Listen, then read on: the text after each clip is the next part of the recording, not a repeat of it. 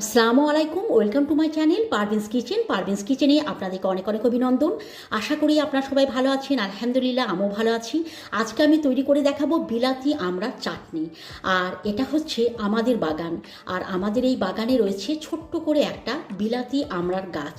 আর সেই আমড়ার গাছ থেকে কিন্তু আমি আমড়া পারবো, আর আমি সেই আমড়া দিয়েই কিন্তু চাটনি তৈরি করে আপনাদেরকে দেখাবো। কিন্তু তার আগে বন্ধুরা, আপনাদেরকে একবার গাছটা দেখে দিই। দেখুন কতটা ছোট, অথচ অসংখ্য আমড়া কিন্তু এই গাছের মধ্যে ধরে রয়েছে। আপনারা দেখলেই বুঝতে পারবেন।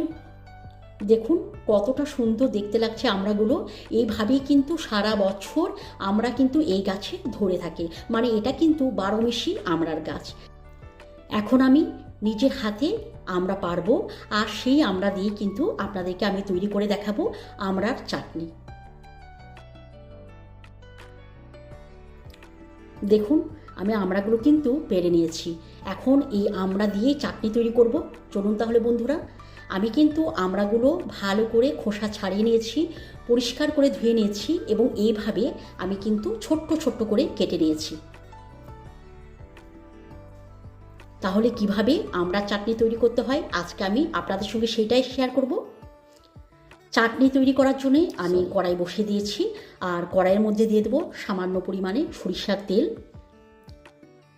তেল গরম হয়ে গেলে আমি এখানে কিন্তু ফোড়ন দিয়ে দেবো। আর আমি ফোড়নের জন্য নিয়ে নিয়েছি 5 ফোড়ন, আর নিয়েছি কয়েকটা শুকনো লঙ্কা। তেলের মধ্যে দিয়ে দিলাম, খুব ভালো করে এটাকে আমি ফ্রাই করে নেব। খুব ভালো করে ফ্রাই করা হয়ে গেছে। এখন আমি এখানে দিয়ে দেবো কেটে রাখা আমড়া দিয়ে দিলাম। এখন সমস্ত উপকরণ খুব ভালো করে আমি মিশিয়ে নেব।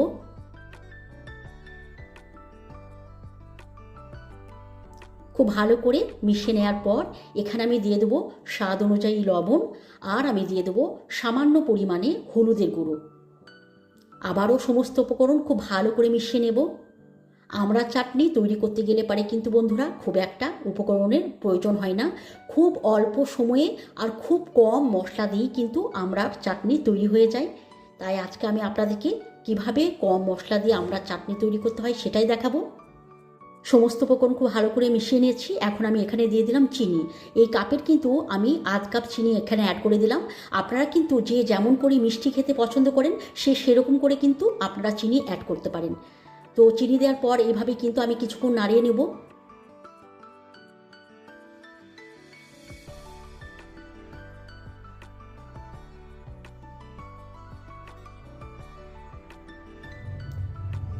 কিছুক্ষণ নাড়িয়ে নেওয়ার পর এখন আমি এখানে দিয়ে দেবো গরম পানি। গরম পানি আমি এখানে অ্যাড করে দিলাম। পানির পরিমাণটা আমি কিন্তু একটু বেশি দিলাম, তার কারণ হচ্ছে এটাকে সেদ্ধও করতে হবে, তাই পানির পরিমাণটা একটু বেশি।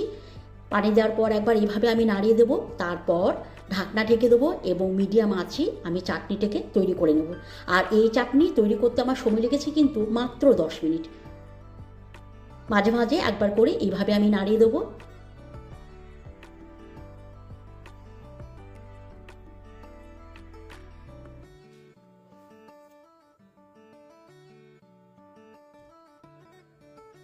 ঢাকনা খুলে আপনাদেরকে দেখিয়ে দেবো। দেখুন চাটনিটা কিন্তু পুরোপুরিভাবে তৈরি হয়ে গেছে। আর আপনাদেরকে কিন্তু আমি প্রথমেই বলেছিলাম আমড়ার চাটনি তৈরি করতে কিন্তু খুব একটা বেশি সময় লাগে না, আর খুব একটা উপকরণের প্রয়োজনও হয় না। খুব অল্প সময়ের মধ্যেই কিন্তু এই চাটনি তৈরি হয়ে যায়। আর এইভাবে আমড়ার চাটনি তৈরি করে গরম গরম ভাতের সঙ্গে খেতে কিন্তু দারুণ লাগে। তো আপনারা কিন্তু বন্ধুরা এইভাবে এই চাটনি তৈরি করে একবার দেখতে পারেন। গ্যাস বন্ধ করে দিলাম, আপনাদেরকে আমি সার্ভ করে দেখাচ্ছি। একটা পাত্রের মধ্যে আমি চাটনি ঢেলে নেব। তাহলে বন্ধুরা আজকে আমার রেসিপি আপনাদেরকে কেমন লাগলো, আশা করি ভালো লেগেছে। যদি ভালো লাগে লাইক কমেন্ট অবশ্যই করবেন। আর আপনারাও কিন্তু এইভাবে এই চাটনি তৈরি করবেন, আর কেমন হয়েছে আমাকে কমেন্ট করে জানাবেন। আজকের মতো আসি, আবারও অন্য কোনো দিন আবারও অন্য কোনো নতুন রেসিপি নিয়ে চলে আসবো। ভালো থাকবেন, সুস্থ থাকবেন, খোদা হাফেজ।